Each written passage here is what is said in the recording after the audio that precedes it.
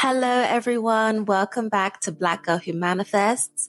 If you're new here, my name is Sasha, and on this channel, we talk about manifestation and African spirituality, all twisted together.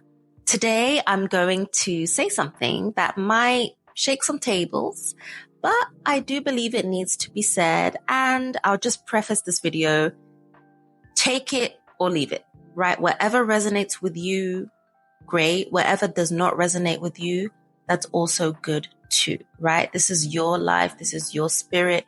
You know what your spirit needs. So I switched on my camera to tell you this important message.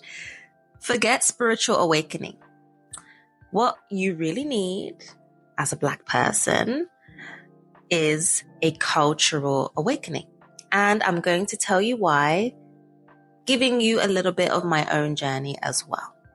So just going back the timeline of my journey, I had what most of us would call a spiritual awakening, right? I was deep into it. I was scripting every day, visualizing, meditating in silence, talking to the universe like it was my best friend.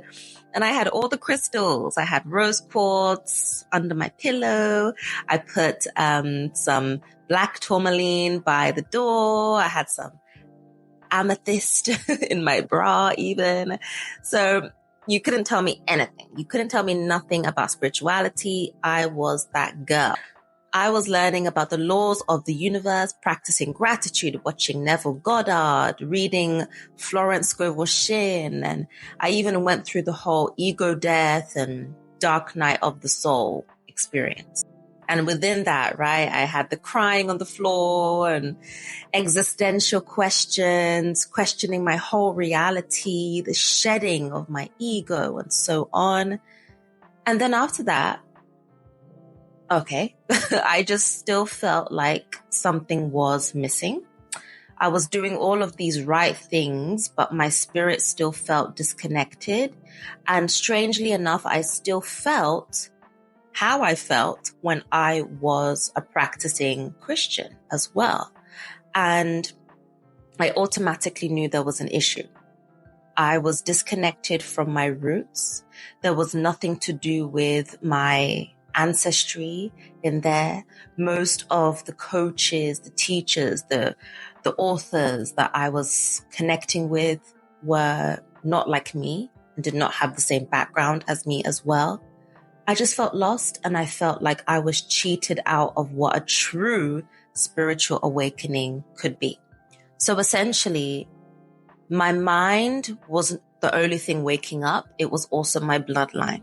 Like the ancestors were calling me, call after call on the phone, letting me know that they need me and that I need them in order for this journey to actually be worthwhile and substantial and a part of my journey to help people as well.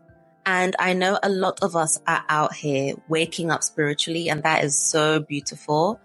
But what we don't always realize is that what we're calling spiritual is a repackaged version. You know what? Let me just say it. It's a colonized version of spirituality, and that's what we're being fed.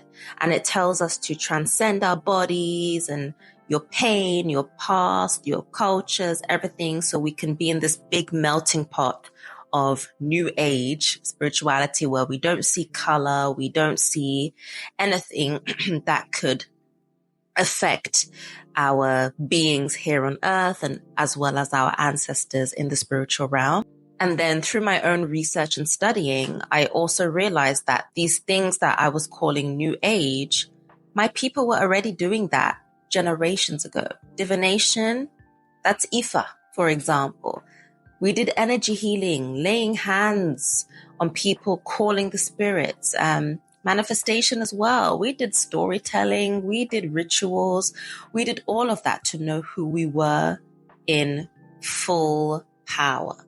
And when I finally reconnected back to our indigenous systems, my eyes were open. That's when my third eye really opened, because I knew that colonization took identity and it took our gods, our names, cosmology, and it gave us something that told us to bow our heads and feel small still, even within the spiritual, non-religious context. And upon all these realizations, that was the moment my self-esteem shifted completely. Because how can you truly love yourself if you're disconnected from your people's power? How can you see yourself as divine if everything holy or everything spiritual has been painted in someone else's image or is being taught by someone who does not understand your background? So once I started digging into our indigenous spiritual practices, my manifestations got stronger, and I stopped wishing and started just knowing, simply knowing. And I stopped trying to be this high vibe, peace and love person all the time, and really started honoring the full spectrum of emotion, because that's exactly what my ancestors did. They didn't bypass any pain. They transmuted it, right? They were alchemists, essentially. A cultural awakening reminded me that I needed to remember rather than anything else at that point. So here is the truth. And again, it's my opinion. It's what I've seen. If you're manifesting and practicing a spirituality from a place that ignores your roots, you are manifesting from lack. And a lot of manifestation teachings are built on Western individualistic frameworks, and they don't account for ancestral trauma or for being a Black woman, Black person in a world that tries to shrink you.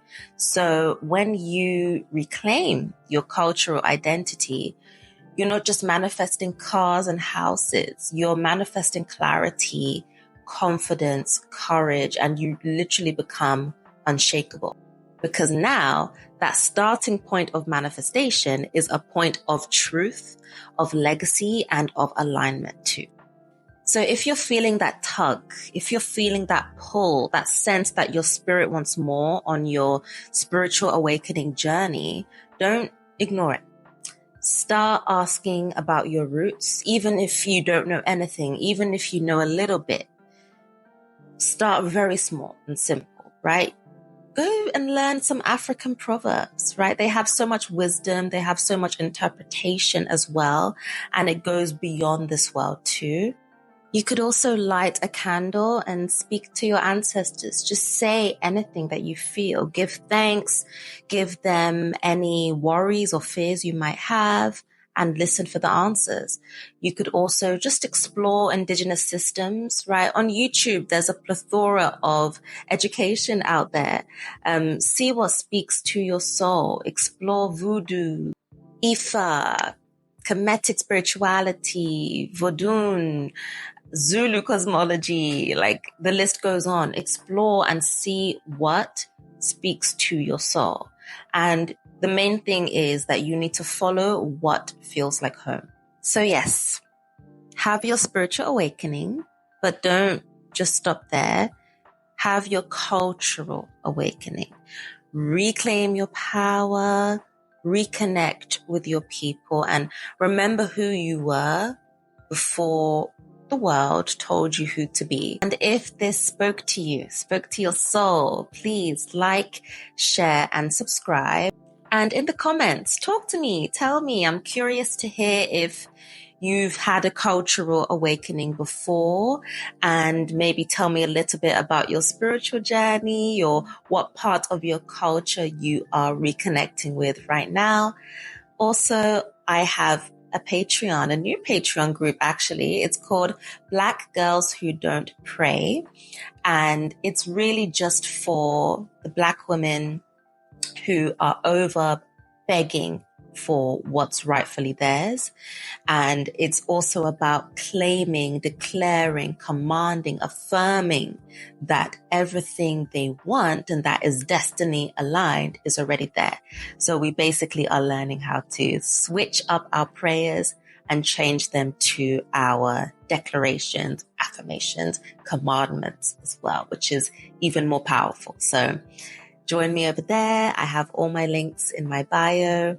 And yeah, I'm really looking forward to talking to you guys some more. Keep manifesting, keep staying in power, and stay rooted as well. Thank you guys so much for watching. I will see you guys in my next video. Bye.